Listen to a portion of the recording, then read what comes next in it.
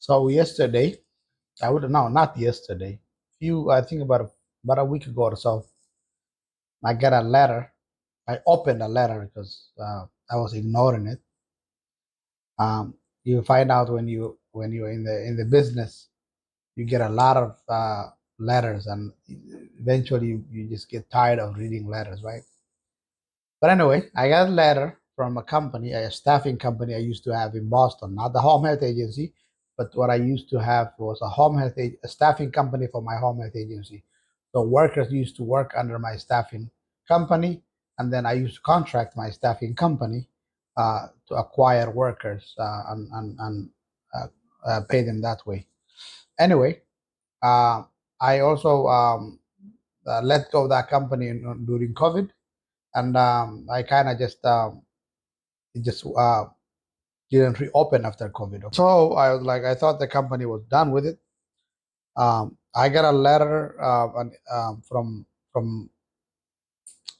from the withholding department from Massachusetts, and it said I owed them $74,000 in uh, in withholdings under their quarterly filings. What they have been doing was they have been filing for me the withholdings because I did not file zero or I did not close the account. So every time, I think it was like 2,000 something dollars, and then they add 2,000 something dollars in penalties and interest, and then it adds up to be every quarter goes on and goes on. Well, 4,000 times 12 times 4 years, but it was almost $80,000, and I opened. I was like, damn, I should be opening these documents. But anyway, it was pretty shocking. But the moral of the story is not to tell you how I messed up, but to tell you that what you need to do to not do the mistakes I made, which is when you have a company and you open unemployment accounts and withholding accounts, which sometimes it's open for you automatically, like in the state of Maine, you need to file quarterly reports and annual reports. The reports are: here's how much money I made, this is how much money I paid to my workers every quarter.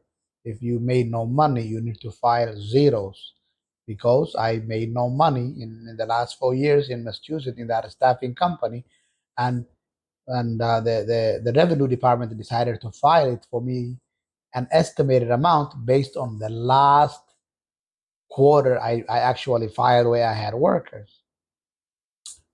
So if you don't, most of the times they will file it for you, an estimate amount. And in my case, it came out to be almost $80,000, and they wanted to be paid. Luckily, I called them, and I was able to. No, I went to the website online, and I was able to file zeros. For the quarters, I had zeros and paid only a small penalty fees instead of $80,000. So if you have a company and you have no workers, you still need to file a zero. If you have workers, then you need to file whatever the payroll amount was. You file 941 for the quarterly, and for the federal government. You also file it for the state, and you also file it unemployment federal at the end of the year called 940. All right.